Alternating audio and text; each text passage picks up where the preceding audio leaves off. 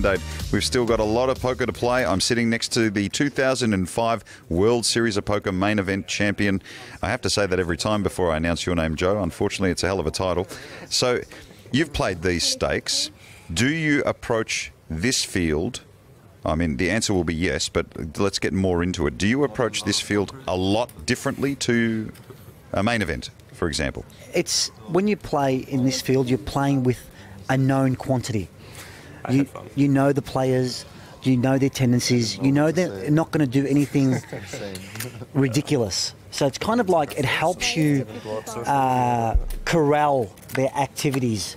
Whereas when you play in a large field event with a lot of unknowns, a lot of players who are amateur players, they could do anything. Like we saw Dwaglen do in the main event. You know, like this event, there's more pressure because the level of thinking is higher, but at the same time, how do I say? I don't want to use the word easier, but I want to say I want to use the word more predictable, perhaps.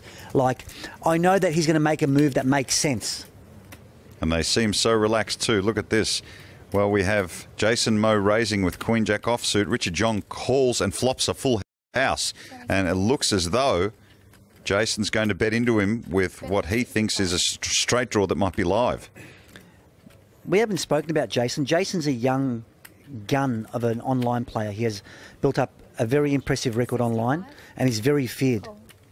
Well, he bets 65,000 and gets a call from Richard Yong.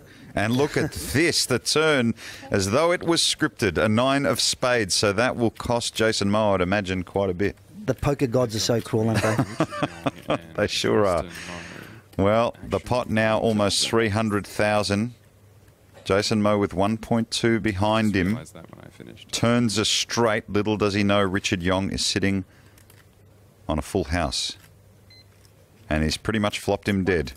There is no chance that Jason will win this hand. He has bet 145,000. Will Richard Yong elect to call? Or will he pull the trigger now? Richard Yong, the dealer, tells him there's 20 seconds left on the clock. Each player has 30 seconds. Jason bets out 145,000.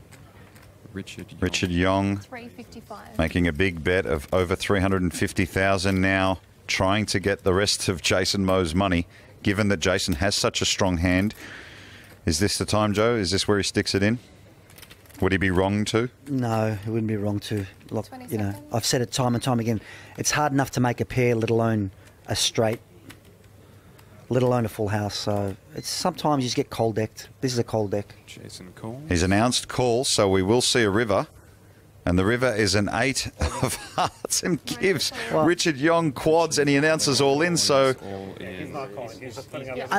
unfortunately, Paul, though, that is the worst card in the deck for Richard, because now Jason beats nothing. Now it's an easy fold for him at this point. We've noticed the dealer in the background calling 20 seconds. This tournament is played, everyone only gets 30 seconds to act on their hand. And you see the blue buttons in front of every player? That's extended time. So you get like another minute, a minute and a half if you want to think about your hand. And the reason we've done this is so that people do not think for too long and waste time.